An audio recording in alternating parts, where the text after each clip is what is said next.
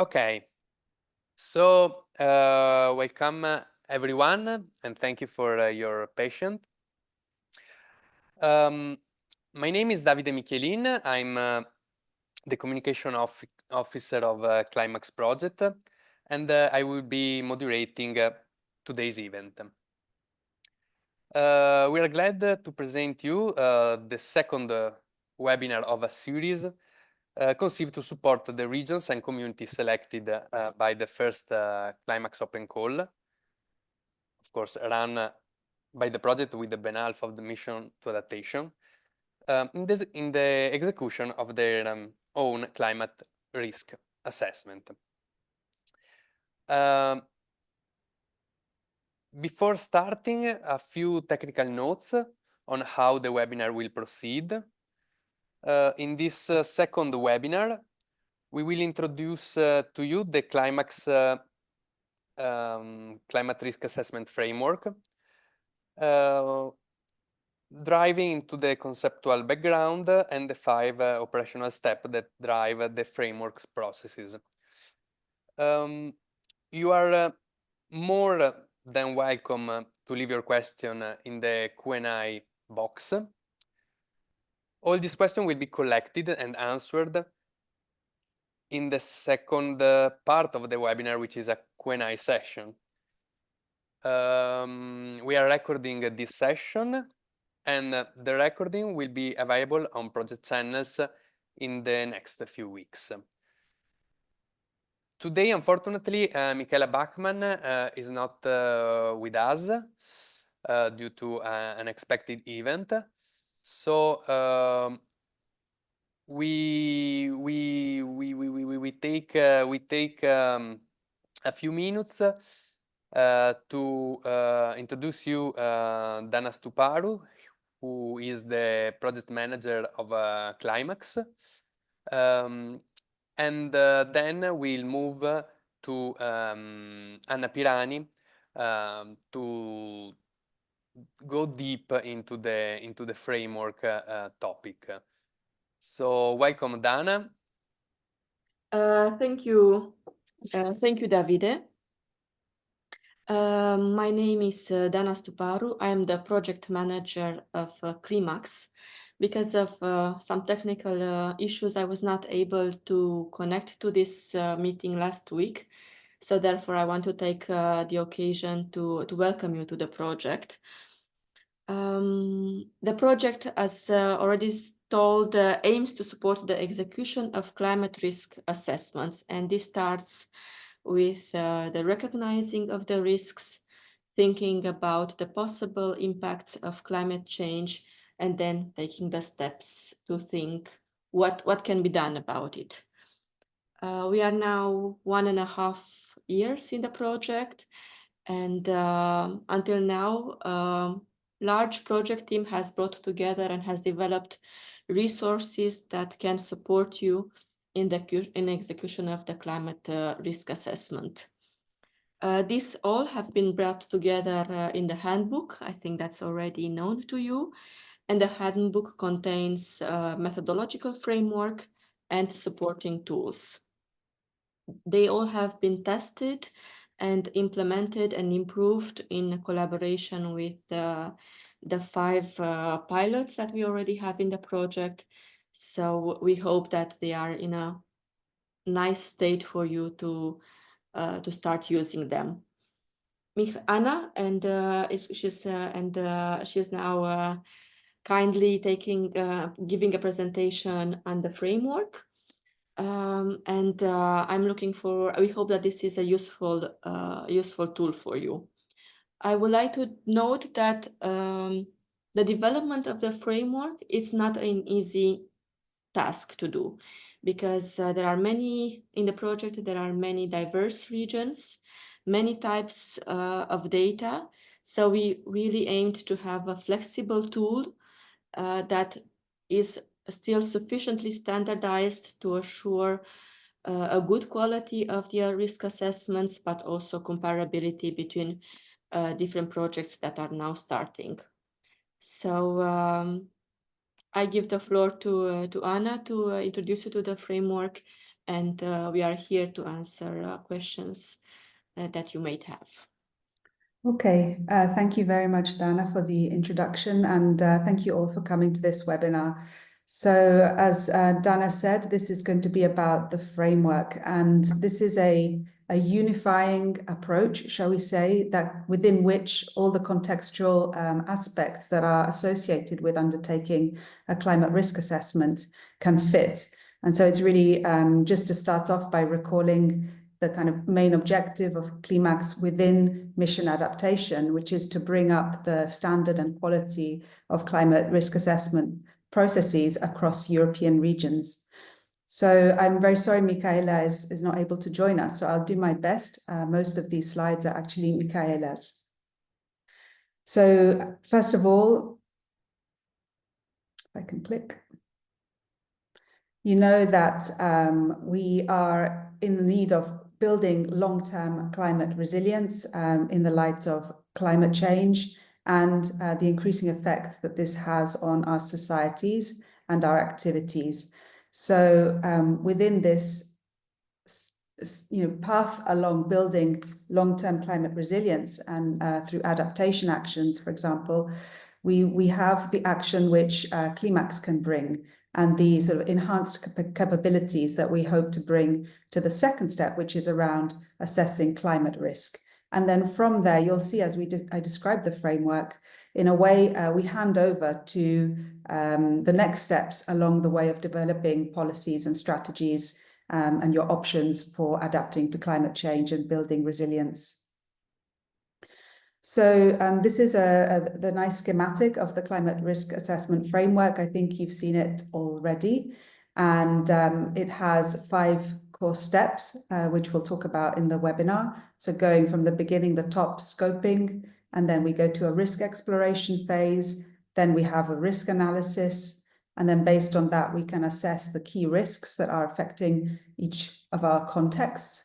And then from there, in actual fact, this would be the point at which we discuss adaptation strategies and options. But within the climate risk framework, we continue around this circle through a process of monitoring and evaluation. And clearly, this is an iterative process. So you see that we will start from the top. There is a start point, but then the idea is that this is a continuum. And along the way, we would understand more about climate risk. We would have practices in place to address climate risk. And so we would then re-evaluate and reassess risk in the future, both because of the changing climatic conditions, as well as the other drivers of climate risks, vulnerability, exposure, and so on, and so on. So it's a continuous iterative cycle. So before we look at each step in detail, I break this back down to the bare basis, shall we say, of how this framework is designed. So these are 3 core pillars for how we see the framework operating. And it's an advancement from just considering climate risk assessment, a sort of calculation-based process of assessing risk in the context of, various data we may have to our disposition. So we build a broader framework based on some core principles, and these really help set up the process and guide the way the risk assessment is designed. And then there are a set of technical choices. It's important that the technical aspects of this assessment are fit for purpose, and they are of quality, and they are relevant to your context and questions. And then in the middle, we've put it schematically at the center. Throughout, we recommend that participatory processes are core of the way in which we do a climate risk assessment. So if I go through each one, I put back the full schematic, but you can see how the various steps I already introduced, how they're sitting against these 3 pillars of the framework. So at the top, we have principles. And then by this, we mean, for example, the consideration of justice. So social justice, equity, inclusivity. So these principles are feeding into the development of a just resilience development. They are considering the fact that We have to address the climate impacts that may be felt by most vulnerable groups. There are probably some priority groups that are concerned with the impacts of climate change, and there are key sectors that are involved. And so the distributional aspects of climate risk are important to consider from the design process of your work. The other principle is around the quality, the rigor and transparency of the assessment. Clearly, we need to demonstrate a high quality process that is scientifically grounded and is a transparent process given the multiple actors and the implications of both the climate risks, but also the actions that you might want to implement, the policy choices you would want to promote. And then finally, we identify the precautionary approach as a core principle of undertaking a climate risk assessment. We know there are wide uncertainties at times when we consider also future conditions. And so a precautionary approach is one that hedges against a sort of more secure outcome. The next core pillar of the framework is around technical choices, and you see that's more on the second half of the circle, and it's where we address the calculations that are related to assessing damages and quantifying risk. So here we talk about how to select the data and the basis, the evidence that you would use to assess future climate changes, for example. So we're treating choices around scenarios, choices around different modeling activities, how you assess risk over different time horizons, and the integration also of localized data. And then, as I said, we have right in the center of the whole process the concept of participatory processes. And we identify 3 players in the risk assessment process. So we have the stakeholders, the key agencies or actors involved in addressing climate-related risks. We have experts who are both from a scientific background, but also practitioners. I imagine that many of you are working for a long time in this area. And then on top, we have priority groups. And these are, for example, key vulnerable groups or different parts of society that are directly being affected by each different component of the risks that you are experiencing in your context. And then the other, by implementing a participatory process, we see this as part of the beginning in a co-design frame, but also throughout the process in determining certain choices. And then so this is a consultation process, and then it involves communicating effectively with your key groups and using this process to learn and improve the cycle as you go forward. So now we go back to the more complex illustration, and I'm going to add actually more detail. This is a very nice schematic that Michaela has designed, and it's a way of unpacking each of the 5 steps. And so now we're going to go step by step, and I give you a flavor of what these are in practice. So if we start from the top, the initial stage, I mean, you're probably already working in these areas, but if you are starting from scratch, or if you are starting to implement a new concept or new process for climate risk assessment, you would need to do an extensive scoping.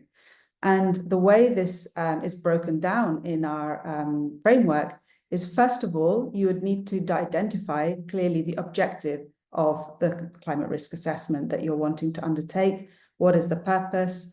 What is the expected outcome? What are the boundaries geographically, temporally of your assessment? And this can be done with your key players in the context that you're working in. Secondly, it's very important to understand the context. So where is your work taking place, the governance and policy, the system definition, and again, the temporal and spatial dimensions. And then the third, if I can click, there we are. The third part of this is, again, remembering this participatory co-design a way of operating. We see that it's very important to include perspectives and key insights that come from stakeholders, that come from the experts in your context and the representatives of vulnerable groups, impacted sectors, or disproportionately affected areas. Another key component at this stage is assigning risk ownership. So where is the responsibility? Where does that responsibility lie? And identifying that, even if it's a first identification that may evolve, this is an important part of the start of the process. And so what you would see as an outcome of this scoping phase would be identifying the operational plan for how you'll undertake a climate risk assessment, what is the timeline, who is involved, and what are the appropriate resources and the allocation of these appropriate resources to do this assessment.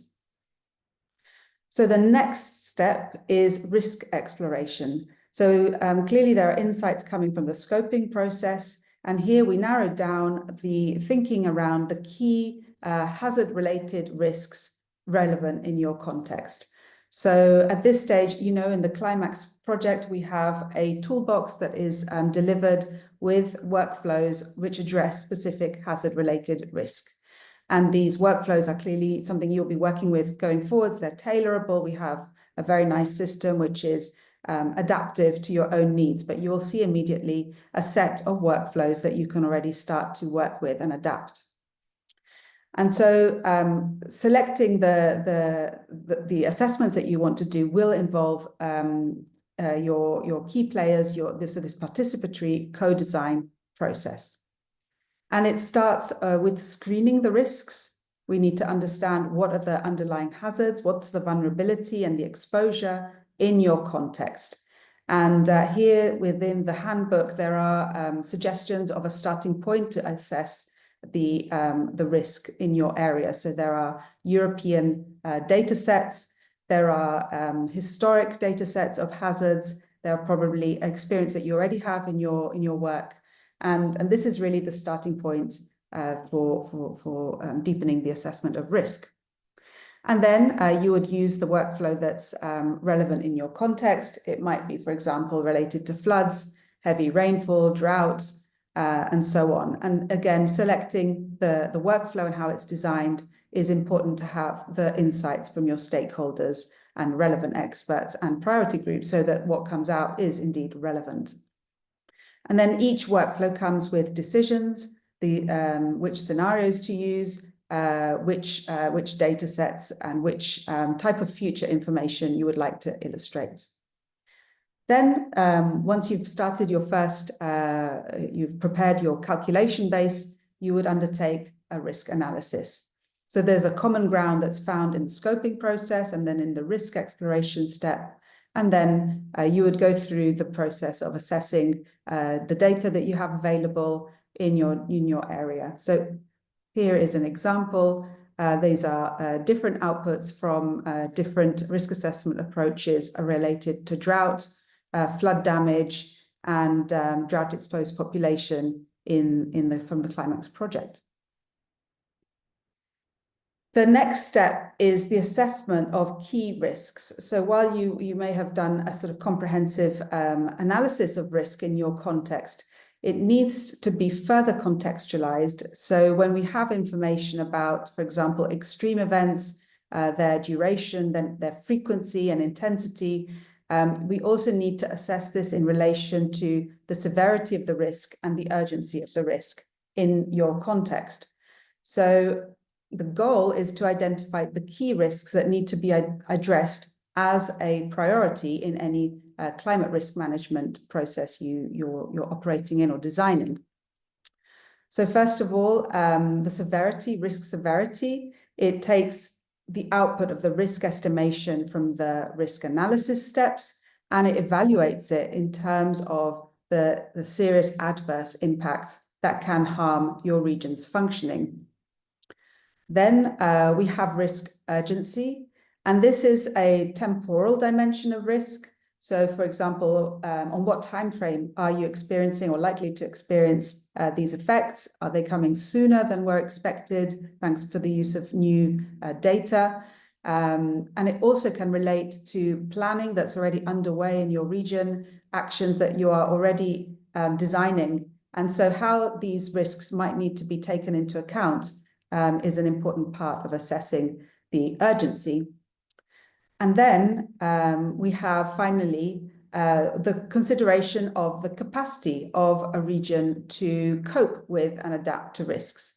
So this can be related to, for example, your financial, social or governmental related capacity to address environmental challenges. For example, do you have functioning heat plans, innovative water irrigation systems, or planned policy measures already underway? So on this dimension, there are also aspects which may relate to your stakeholders, for example, the business opportunities that there might be, but also the opportunities that could be co-benefits for other aspects of environmental or societal challenges. So here is a table, an illustration, which shows how, an example of assessing different types of risks and looking at, with a sort of traffic light system, it's very effective for communication, identifying the severity, the related urgency, and the capacity, including opportunities for action. And based on that, you can see that it's possible to assign some sort of prioritization. And then, oops, sorry. I thought I had another image, but basically this is important when you come to the communication part of your process. And then very finally, the last step of the climate risk assessment is this feeding into an iterative process, so monitoring and evaluation. And this brings us back, it brings us to the end of this cycle, but it's also the starting point for a new cycle. And so again, we put a strong emphasis on the value of learning and improving and moving forward with this process. So monitoring has a focus on monitoring climate risk itself, and the evaluation puts an emphasis on evaluating the climate risk assessment itself, so the quality and the robustness and fit for purpose. And so it allows us to then reflect back at the beginning what the original goals and objectives were in the scoping phase. And it also allows us to think about new data that might be needed, new improvements that we need for a second round or future climate risk assessment. And for this, it's very useful to use indicators to summarize the output, the final outcome of a climate risk assessment, and give a means to assign a value, shall we say, of this process. And these indicators are they're typically tailored to your specific objectives and needs that you identified in the scoping phase. So with this, it may be more effective also to communicate with the public or key audiences with a focus on policy and decision making. So there we go. And then finally,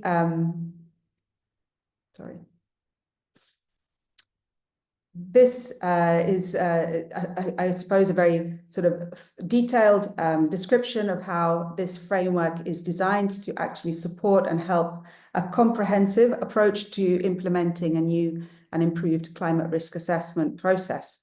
We hope that it's actually useful to break it down in this way and not seeming to add a lot of complexity. I think each step is quite logical, and in a way, this is supposed to be guidance so that it's possible to follow in your context and tailor it to your own applications. So all of this is available on the handbook, including some tips in relation to each step of how the framework is envisaged in an operational term. And we have developed some guiding questions which can be useful to think about each stage of this framework. We already sort of undertook a first round with our pilot regions to discuss together how they were responding to these guiding questions, and then try and build a common understanding of how the framework translates into practice in their context. And clearly, this is not going to be an exhaustive list of questions, and they might not necessarily relate to your context. And hopefully, in the way we work in the project, we can build and share peer-to-peer experiences. And within Europe, I'm sure there are some contexts where we have commonalities, and we can work collectively to improve this whole process. So that's it. As I said right at the beginning, the CLIMAAX framework and the project itself really fits in at the beginning of the sort of chain towards building longer term resilience. And here is a sort of an extension of the schematic where you can see indeed where the process can feed into a sort of climate risk management funnel towards building, towards defining adaptive actions and building long-term resilience. And so thank you. I stop there, and I hope that was useful, and I look forward to hearing your thoughts and feedback. Thanks. Thank you, Anna, for the very precious, I hope, overview and explanation of the framework. Now is time for the attendees to write down your question if you have. So far, I will try to break the ice. Waiting for other questions. In this month, it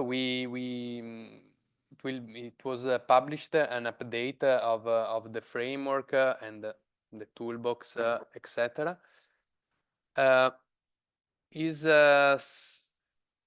Does the framework and the toolbox, the handbook in its whole as a whole will change again? Do you think will be other update in the next month? Maybe I can start, and then Dana is probably better placed to give a broader picture of how the handbook will develop. But I can say that, for example, in regards to certain aspects of the framework, and here in particular the technical choices, we are thinking about how we can improve and give more guiding information that can be more operational, shall we say, in the handbook in relation, for example, to deciding which type of scenario-based information to use. So we are developing a new component of the framework. So I think it's fair to say that some aspects will improve, and I think we work together also with our colleagues who have joined now thanks to the cascading funds. It's really important to hear their experiences. I hope it's an opportunity for us to refine the project, shall we say the output of the project. But maybe Dana had something she might want to add. Thank you, Anna. Indeed, in the current version of the handbook, we have prepared a simplified version of the framework, also because in the experience so far, the expertise of regions is very different. So what it is currently in the handbook, it's a hopefully easy to follow setup of the framework. An extended version is available in the form of a deliverable. The link is also available in the handbook there. And indeed, we are currently working on adding additional pages or additional support, especially related to the climate scenarios part. Okay. Maybe then we will share also the link of the deliverable. So far, I remind you that the slide deck of the previous webinar is available in the archive section of the project, of the website project. Meanwhile, Anna has a question. No, a question. I just thought of something that might be useful to share with everyone. So one activity that is happening now is preparation for a kickoff meeting about the CLIMAAX community of practice. And so you'll all receive this in due course, quite shortly, actually, next week. And what we'd like to do by this mechanism is to sort of discuss in a more collaborative way aspects of what the project has developed. So we will obviously have a starting point related to the framework. And so what we can imagine is having more sort of hands-on discussions, quite informal discussions about different parts of the framework. And it's really interesting for us to know what you would find most useful. So for example, if you don't necessarily consider core principles in your work, maybe we can try and develop an event where we discuss some examples of how that is actually put in practice. Yes, I thought it would be relevant to share this. And one thing we could probably do is also look at how the framework is relating to the actual toolbox use. So we can maybe try and do some sort of bridge between the conceptual part of what we have described and discussed today and working hands-on in a way in assessing climate risk. Great. I shared on the chat also the link where you can find more information about the community of practice and the LinkedIn group that has just been opened. Going ahead with the question, let me see if I can melt some of those. One of the first one is about if in the future will be available a step-by-step guide as example to use a risk flow. Yeah, maybe I can answer that. This presentation covers the framework. The next Friday's presentation is going to cover the handbook and how the handbook functions. And then the same Friday time slot is going to be used for specific discussions for the workflows. And I think at the end of the month, we're going to start with the extreme precipitation workflow. So that would be a presentation, a step-by-step presentation on how the extreme precipitation workflow works. And in the meantime, we are also preparing short videos that are accompanying the codes in the handbook that are explanatory on how the setup is working. So that is, and at the moment also each of the workflows are set up using a pre-existing example. So then when you're accessing it, you're also directly going to see how this was applied to another region. Thank you, Dana.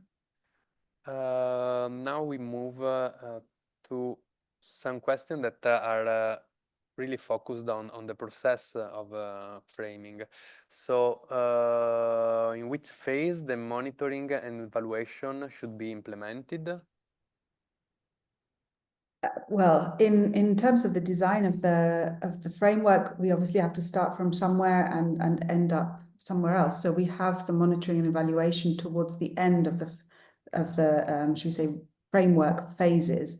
But in terms of the project phase, I'm not sure how to interpret that. Does this relate to how you'll be working within the CLIMAAX project? I don't know, Dana, if you have some insight there. I think it really depends on how you're organizing your work. I'm not sure I have a good answer here. Yes, I would say that it is important that within the project that all steps are touched upon, such that not all efforts are directed to the risk quantification, but also sufficient time is taken for the monitoring and evaluation and the thinking about it.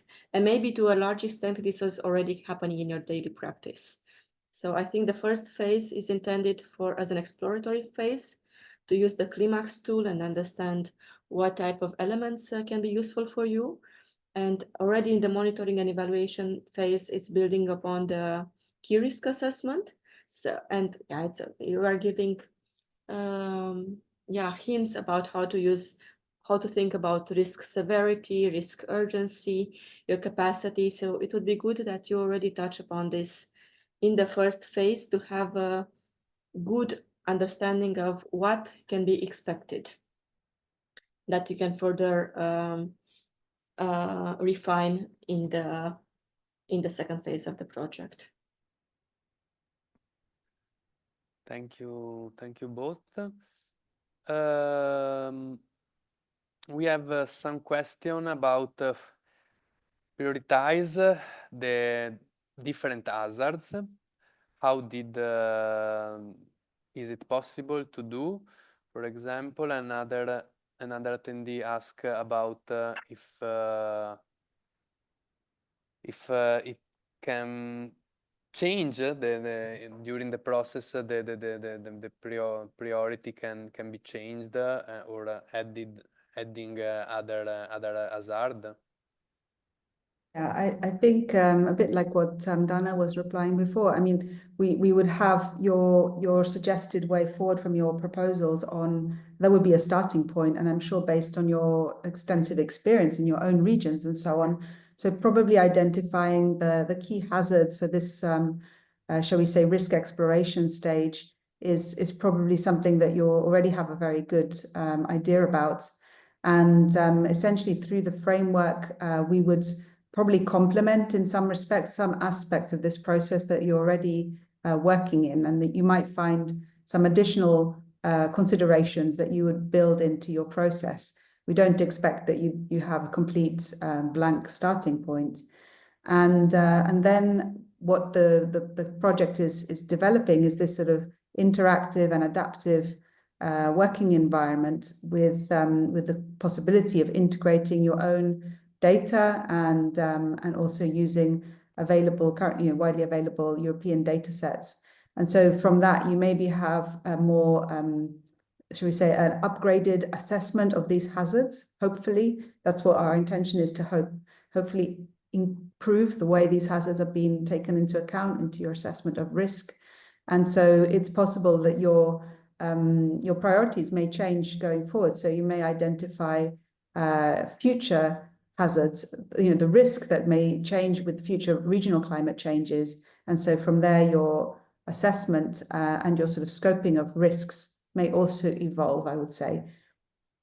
Don't know if Dana, you'd want to add anything to that. I hope I maybe answered, but I think it's very much depending on your context, and we hope that the project is going to increase in some way, maybe on the technical side, the calculation of damages and your assessment of risk, but also in the way hazards are being incorporated into your assessment. So we work together, I think, on multiple facets of the risk assessment process, and improve your choices ultimately, right, going forwards. Yes, indeed. I think the framework is written from the perspective of somebody who is just starting a project, but we do expect that you already have quite a good project definition and a serious scoping phase already defined. This is a research project, so we also want to learn from you. So the idea is that you also share with us what type of considerations have been taken, what type of stakeholders have been already included, are you planning on including in the analysis, maybe, for example, stakeholders that should be involved in the implementation of measures have not yet been invited or considered in the project. So the idea is that not that you redo the scoping phase, but you see in which way this can be expanded, enriched, and also shared with the project, because we also want to learn from you.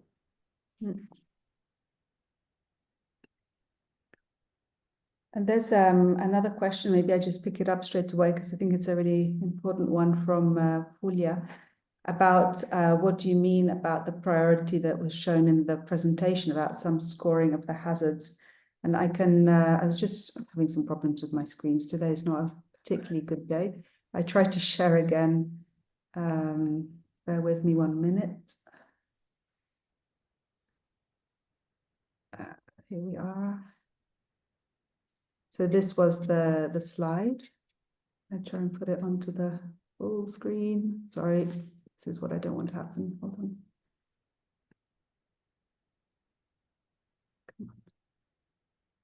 on. Oops. Now I don't know what you're seeing, unfortunately. Let me try again. So I hope this is the right slide. Here we are. Yes. You're seeing the full slide, I hope. Anyway, this was this table I think you're referring to. So I wouldn't say we're necessarily, we're not prioritizing the hazards at this stage. This is identifying the key risks.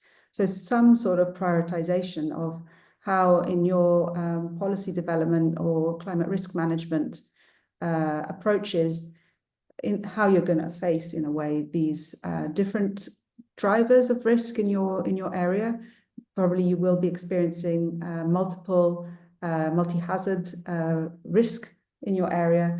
And by having this dimension, which looks not only at the severity of the actual hazard-related risk, but also in relation to your wider policy context or management context. So that would give you information on the urgency and the context related to capacity to respond. You could see that there are some way of identifying a sort of value of priority at the end, which will depend on these multiple factors. So, for example, one that really stands out for me is coastal flooding in this example, which, despite the fact that there's an opportunity to how to say, this one is not prioritized highly in this context because it's difficult to find the capacity and the opportunities to address this particular hazard. It's been categorized at a level 4, whereas for river flooding, you see that there is a higher level of severity. There's a very strong urgency measure here, and there is some capacity to respond to that, including the opportunities. So it's a combination of all these factors. And I think this is, again, and this is one example. I don't actually know where this example comes from. It's really dependent on your full sphere of context, so both the hazard-related risk and potential impacts, but also your policy landscape and the wider capacity to respond. And this may also be important, with future planning and resource allocation. There's one thing is to take action now, but then there are other information that you can take from this sort of key risk assessment, which can also help build capacity and identify the right sort of measures to start thinking about these already before the severity increases, for example. So I hope that clarified your question there.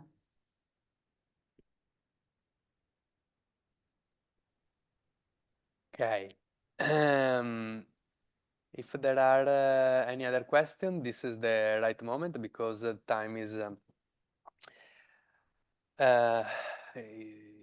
we are close to the end of the webinar. Is the Jupyter Hub on ICMWF already accessible? Maybe for Dana. Yeah, maybe for that. I don't know if people already have access to the Jupyter scripts. Yes, I think so. You should have. I see Christopher from ECMWF. He's in the meeting, so maybe he can answer in the chat. But I think you should have already received an invitation to join the ECMWF portal, such that you can access the workflow codes under GitHub. But maybe Christopher wants to sorry, Dan. explain this a bit better if I'm not understanding the question right. We have another guest, Christopher. Can you tell us more about this? Yeah, hello. My name is Christopher. I'm from ECMWF, and we're supporting the Jupyter Hub and have been setting it up. It is available. So yesterday, an email with the instructions on how to get access was sent out to the emails that we sort of knew from the selection process. if you haven't received this email, you can find the information on the handbook. I will put a link in the chat. 1 second. We have documented the process there on how to gain access and how to use it, and also where to find it.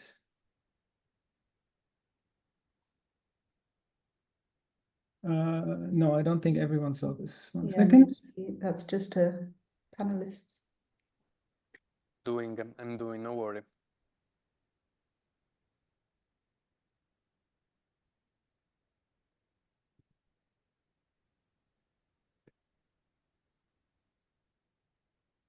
Okay, thank you, David. So yeah, if you go there, you can click on the CLIMAAX 2 Hub and it will take you to the site. But in order to access it, you will need to have first an ECMWF account, and then you will need to ask us for additional permissions to that ECMWF account, because we can't automatically know if you make an account that you are part of the CLIMAAX project, so you have to tell us first. But the instructions for that are all in the handbook, and I will show how to go through this process also next week in the webinar. Thank you, Christopher. Yes, I remind you that this is the second of 3 webinars, and next Friday, same hours, we will be with Christopher, and that will explain more in detail the toolbox. So our time for today is really up. Let me thank to our speaker of today, Dana Stuparu, Anna Pirani, and Christopher Polster, and last but not least, Melissa Erlitz, that directed the webinar, and of course, all of you that attended. So thank you again, and stay here just a second more. I will share to you also in the chat the webinar of the pilot regions that someone asked for, but I remember that all these materials are available from the archive of the website of CLIMAAX. Here we are. Okay. So thank you all, and see you in 7 days. Have a great weekend. Bye-bye. Bye, thank you. Thank you. Bye-bye.